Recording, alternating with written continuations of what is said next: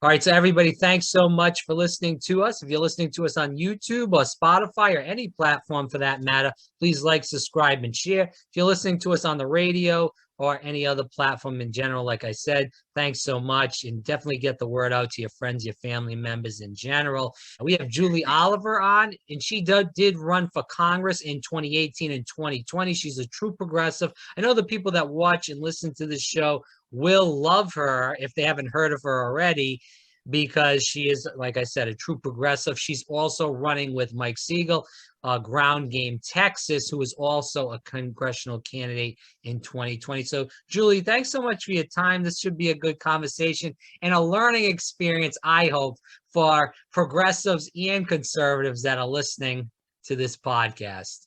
I am delighted to be here. Thank you for inviting me. Can you talk about a little bit about yourself in general, but even why you got into politics?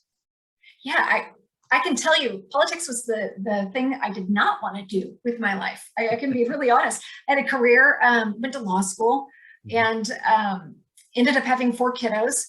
But I will say in 2017, even after Trump got elected, I didn't want to run. It's not the thing that spurred me to run. Healthcare is the thing that spurred me to run. And it was in 2017 when the Republican House, voted to repeal the Affordable Care Act, which, let's be honest, does not nearly go far enough. I'm a Medicare for All proponent myself, but it is what we had at the time, and stripping it away with nothing else would have been highly detrimental to people like my son. And my son has an immune deficiency, and I guarantee you, if the ACA had been repealed, we wouldn't have insurance for him, and his care was very, very expensive. He got sick in high school. It took us almost 3 years to figure out what was wrong with him. And I should say it took us almost 2 years, but it spanned over 3 years, but we found out at nearly year 2 what was wrong with him. And I was really, really worried about our insurance company dropping him. And I have to say, it is a privilege to have insurance in America. So I looked at my husband and said, I have a crazy idea. I need you to talk me out of it. And coincidentally, I'd spent 15 years at that point working in healthcare finance. So I know the ins and outs of health, the way we finance healthcare in America, which is an awful way of financing healthcare. I know it like the back of my hand. And I know the true benefits and the cost savings we achieve if we actually move to universal healthcare. I propose Medicare for All because Medicare has the leverage to negotiate, especially pharmaceutical pricing. But I would like a single payer, and we've already got Medicare. Medicare can be the payer. Medicare for All does not mean you have a siloed approach to healthcare. It doesn't mean the VA. So doctors are still independent, hospitals are still independent, but the payer, instead of being Blue Cross Blue Shield that you get triangulated with on a phone, would be Medicare, and they would cover your bills. So that's what got me involved in 2018. And I'm grateful it did, but because I had not come at this from a political background, and because I had been probably up to that point only an active voter. I remember even phone banking for Obama one time, and it freaked me out so bad. I got so much anxiety, I couldn't go back and do it. But it freed me from a lot of the typical things that perhaps, the entrenched establishment dens think about when they run. And so, I set about just learning what people wanted in this community, in our district. My first block walk, I literally went door to door because I didn't know that there was a way to actually target people when you block walk. I literally went into a neighborhood and just went from door to door, knocking on doors. And it was incredibly freeing. And the other thing I vowed is that I would never take special interest money. And I was able to keep that over 2 election cycles. I didn't take any PAC money. Obviously, there are great PACs in our country, but I wanted teachers to know that I backed them regardless of whether they wrote me a check or not. So what did we see in 2020 with the Sanders campaign that was extremely far and away ahead of Joe Biden in Texas? And then all of a sudden it became a nail biter, and then Biden wins by a few points. Was it that South Carolina trend to Super Tuesday that kind of, changed the numbers there, or what happened? Well, that Biden did really, really well in South Texas. And I think if you were Biden, or I'm sorry, if you were Bernie did really well in South Texas, excuse me. If you were a Bernie supporter and you went from Bernie to Biden, we have a non-voting issue in Texas. We really do. Are you going to be inspired to go vote for Biden? And sometimes it may be a foregone conclusion. Well, we're in a Republican state. Is he going to win? So I think that I don't even think, I can tell you, 5.6 million people who were registered to vote stayed home. And I think that bears out in South Texas as well. And in fact, the folks who voted and shifted the margin towards Trump, and you're right, the Democrats lost counties. They didn't lose congressional districts, thankfully, full congressional districts. But if it was a Democratic congressional district, they still went for Biden, but Biden's and the Democratic vote share definitely went down. But you saw a tremendous number of non-voters go out and vote, and they cast their vote for Trump in South Texas. Was that sorry to interrupt you, but was that because we heard a lot about this through independent media, that a lot of these Hispanic people in South Texas voted for Trump because they got the checks? Yes. They got and he wrote his name on there. He wasn't a dumbass. He actually wrote Donald J. Trump on there, which is, people might, joke about it, but he did that, and it's great. And we talk about The Apprentice and stuff. He knows how to work these people over. That's why he got elected in the first spot. And that was it.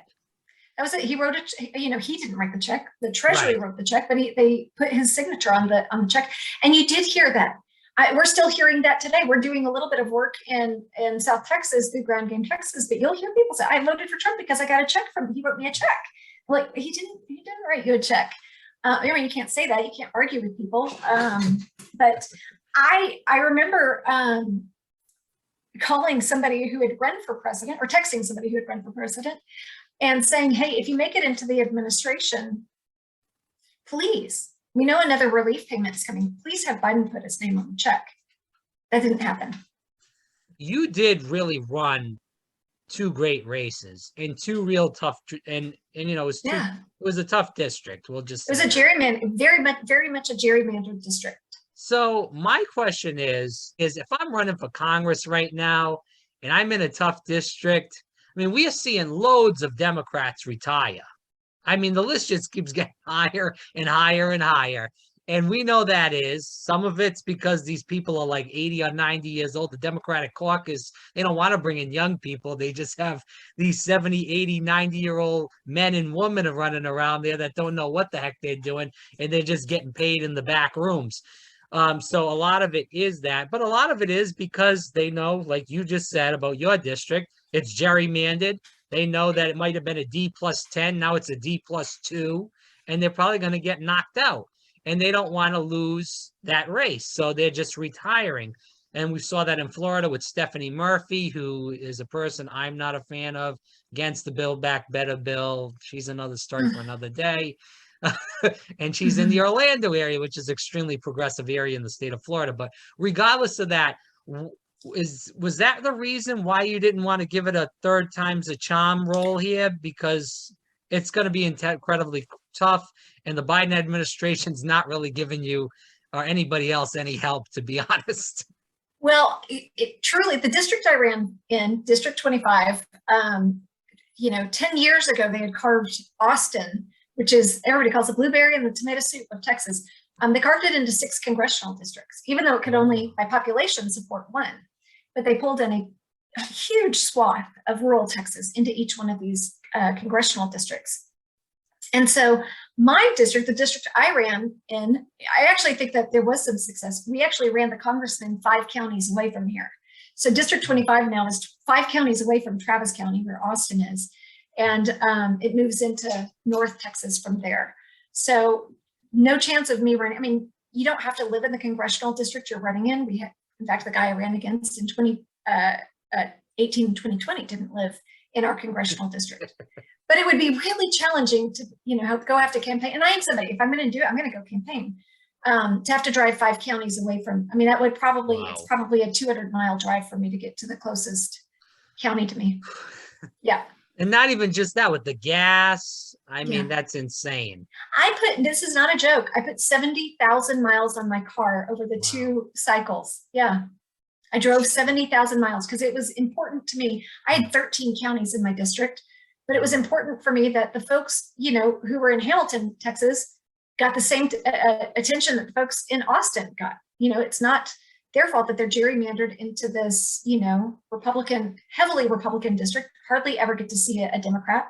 So guess what? If you went to rural Texas and you're a Democrat, they were so excited to see you. Democrats were, I should say. Mm-hmm. And actually, Republicans were really curious. I was never treated poorly by Republicans in rural Texas. And for the most part, and I want to see if you agree with this and you feel like this is the same, same thing that goes on in Texas with the Texas Republicans that you know personally and you've met. A lot of these, I know a person that lives near me in Florida, in Central Florida, that voted for President Obama in 2012 and voted for Donald J. Trump twice. They voted for President Obama. This goes to your Medicare for All argument too. They voted for President Obama in 2012 because they wanted to keep Obamacare. And this is just the quotation that this guy tells me all the time, 78 years old. He says, Obamacare sucked, but at least it was better than nothing. I'm for universal health care. This person swears by Trump, thinks Trump's, the greatest thing since butter and bread. So my thing is, not all these people that voted for Trump are racist. Not all of them are anti-Semitic. Not all of them are misogynist. There are a group of those people that are like that. There's Democrats that are racist and anti-Semitic and misogynist too. It used to be the party of all of that. Don't forget. Correct. So the problem is with the people on the mainstream media and a lot of these liberal elite types, the soccer mom types, and, I'm not trying to fully generalize. I'm just saying from what I hear, is they put these people in a box. We saw what Hillary Clinton did, calling these people deplorables. Mm-hmm. A lot of these people have lost their jobs. They worked at these union jobs where they were getting good benefits, good pay, and they're bitter. They're angry because the Democrats give good lip service and they don't produce. They don't produce on Build Back Better. The infrastructure plan was a load of crap, in plain English. It was not big enough, even close to big enough to what we need in this country, period. And they know it's a lot of lip service. $15 minimum wage we can't get because of a parliamentarian, some woman that's not even elected. Who the hell is she? If the Republicans wanted to get $15 minimum wage, they would have jammed that crap through, just like George W. Bush used to jam whatever the hell he wanted through his Republican Congress. Well, I hear a lot of Democrats saying, where is the Democratic Donald J. Trump? Where is that FDR? We keep having these people running saying they're going to be like FDR and they don't produce it. So they say, you know what? F the Democratic Party, F the Democrats. I'm going to vote for somebody like Trump that's an egomaniac used car salesman, but at least he gives us what we want. At least he gives us that good lip service and he seems like he's fighting even though he's full of junk. So do you hear that stuff on the ground from people? And, I'm pretty sure you're not buying into that, every Trump supporter is a misogynist, racist crap either.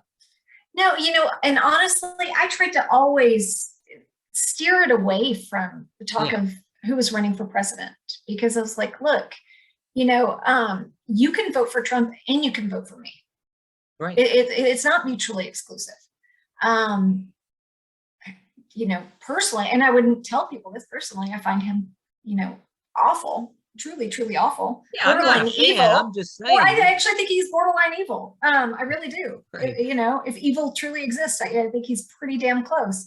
But the reality is, I don't care what football jersey you wear. I could care less, what your favorite color is.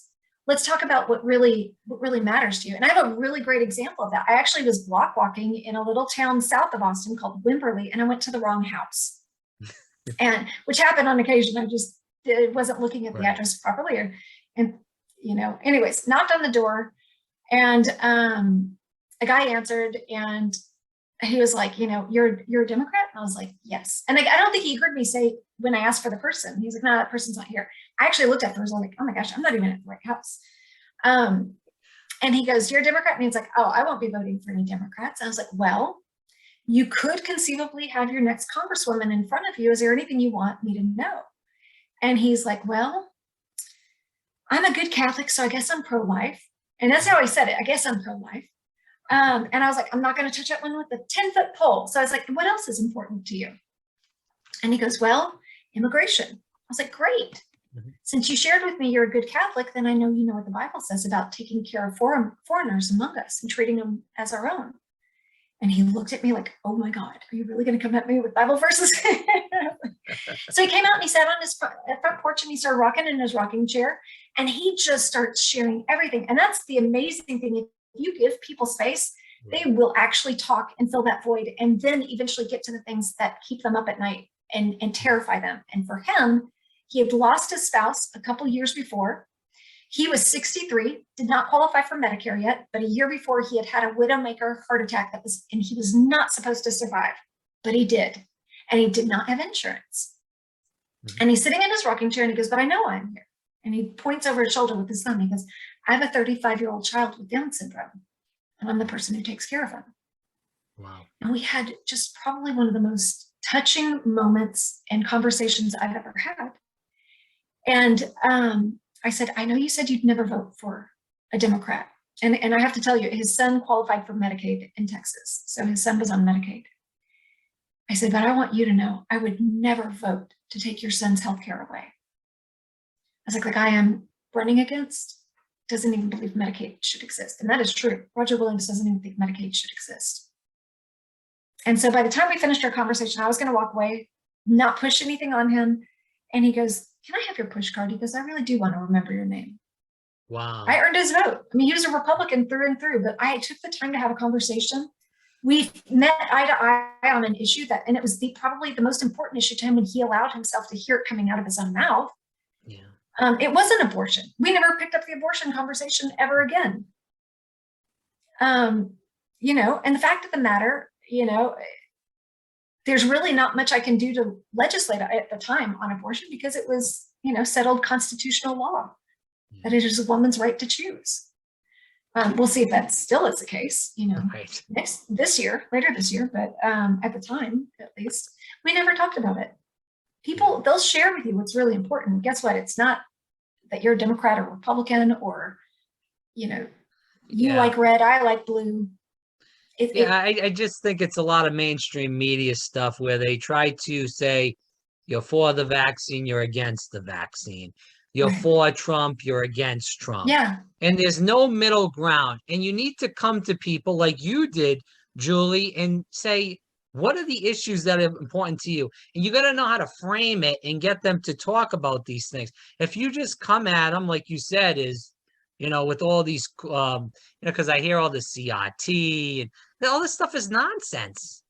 You know what I mean? I'm not saying it's not important. I'm saying that there's issues that are really, truly important to these people in this country. Healthcare, jobs, wages. People just want those issues. And then we can fight about all these other things, abortion, CRT, and all this other stuff. Yeah. But let's get these issues down. Ground Game Texas, whose idea was this and how did it come about?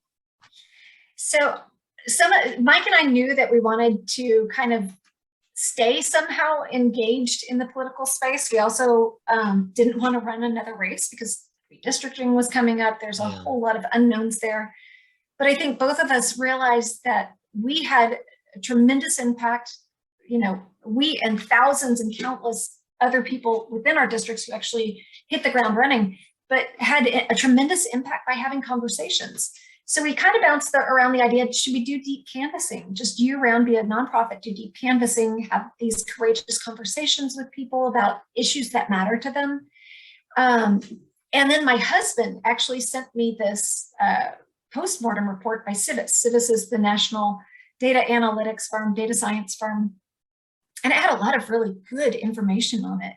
You know, especially one of the things it said is Democrats typically look at the Hispanic vote as a monolith, and it's clearly not. It's incredibly varied. And, you know, even Chuck Rocha will say this, a Latino in Dallas is not the same thing as a Latina in, you know, Laredo. Just to interrupt you quickly, and I'll let you get back on track.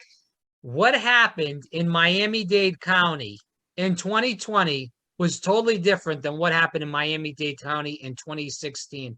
And that was a mistake by the Biden campaign, the Florida Democratic Party. Again, like you said, there was no canvassing in that part of the state. The Trump campaign was really good at this, and I have to give them credit when they did something good. They were down there since 2016, banging the socialism stuff with all the Cubans and the Venezuelans down there, and they were banging that drum hard. That wouldn't have worked down where you are because there's not a lot of Cubans and there's not a lot of Venezuelans in that part. But Miami-Dade County, there's tons of Venezuelans and Cubans there. They hit that point all the time. Spanish radio.